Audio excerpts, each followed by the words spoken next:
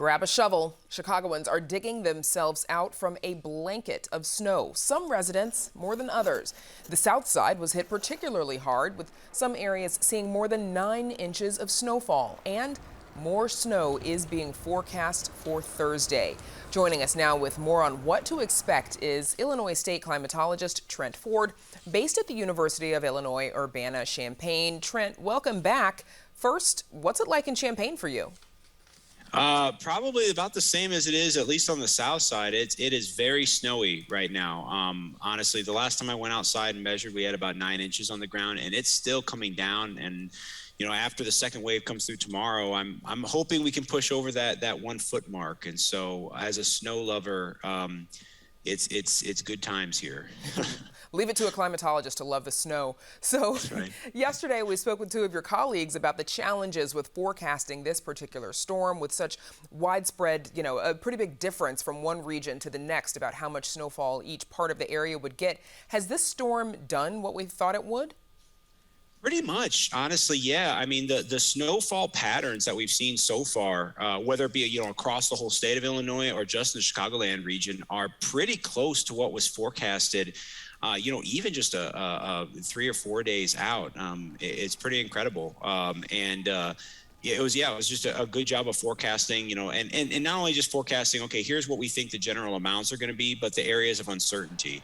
And as the 2 guests mentioned last night, those areas of highest uncertainty are kind of along the bands where, we could see those really sharp gradients between, maybe 8 and 9 inches in one place, and just a 5-minute drive away could only get 2 or 3 inches. And so where those ended up was pretty well forecast and again communicated for folks to know the kind of the uncertainty. What was it about this system that made this, these differing levels of snow possible? Yeah, so it was really that play, that delicate tango maybe between the very warm, warmer or humid air coming up from the south, coming up from the Gulf of Mexico, and the cold, dry air coming down from the Canadian prairies. Where those 2 meet and how far that warm air can push up to the north really dictates where that line of heaviest snowfall is going to be. And because that boundary can be so thin, the gradient of snowfall along that boundary is really tight, kind of as I mentioned, going from 8 or 10 inches down to maybe 1 or 2 inches. But forecasting how far that warm air is going to push up or how far that cold air is going to push down is really, really hard for the models to capture. Even harder to communicate that for folks, wanting to know how much salt they need to put down, how much snow they should expect. But again, the combination of the really sophisticated models we have and the great forecasters and meteorologists we have around the area did a great job of forecasting the system. So then Thursday, what can people expect, and when is this going to let up?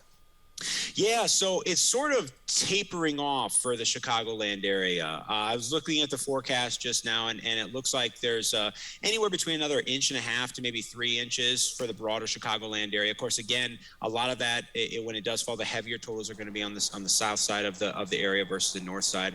But it should the snowfall really should wrap up in earnest sometime around midday tomorrow, as on Thursday, and then we're just going to get cold, dry air in, so not much chance of it this weekend. And so for folks who are wondering, when should I go out and finally scoop my sidewalk or my stoop, we should see that snowing tapering off tonight, and then by midday tomorrow I'll probably be gone entirely.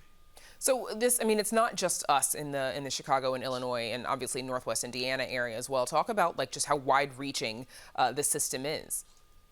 It's pretty incredible. We saw totals, widespread totals of anywhere between 6 to 10 inches, all the way from kind of the Quincy down to the St. Louis Metro East area this morning. And if you think about that I-55 corridor and just add, 100 miles on either side of it, that kind of east to southwest swath was really across the state. Really what we saw, the largest totals. We had totals widespread of 10 to 12 inches in the Peoria area, all along near Kankakee, Pontiac, Streeter, I think got nearly 10 inches.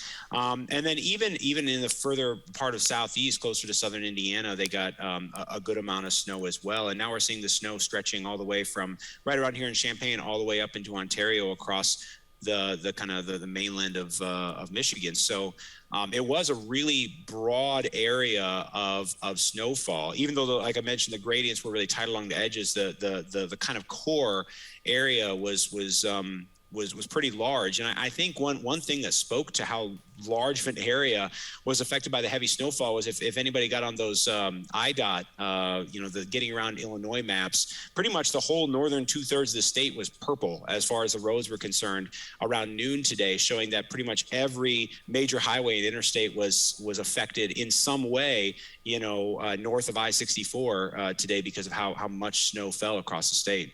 And before we let you go, Trent, this seems sort of it's Groundhog's Day, similar to last year's weather in that, not a whole lot of snow at the beginning of winter, but then a lot in January and February. Is this going to be more common?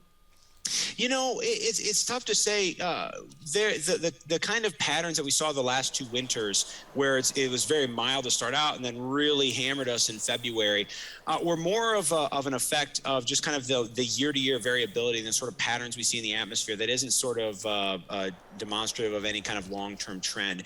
With that being said, we have seen temperatures in the wintertime warming in Illinois the last 50 to 100 years, and the first half of winter, kind of December and the first half of January, have warmed faster at a faster rate than the latter half of the winter. So that does affect the potential of snowfall. As we saw this last year, December was extremely warm.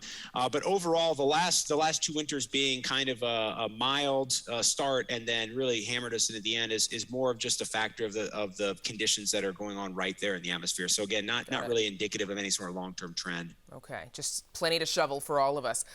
Trent Ford in Champaign, thanks so much. Hey, thanks. Always great to be here.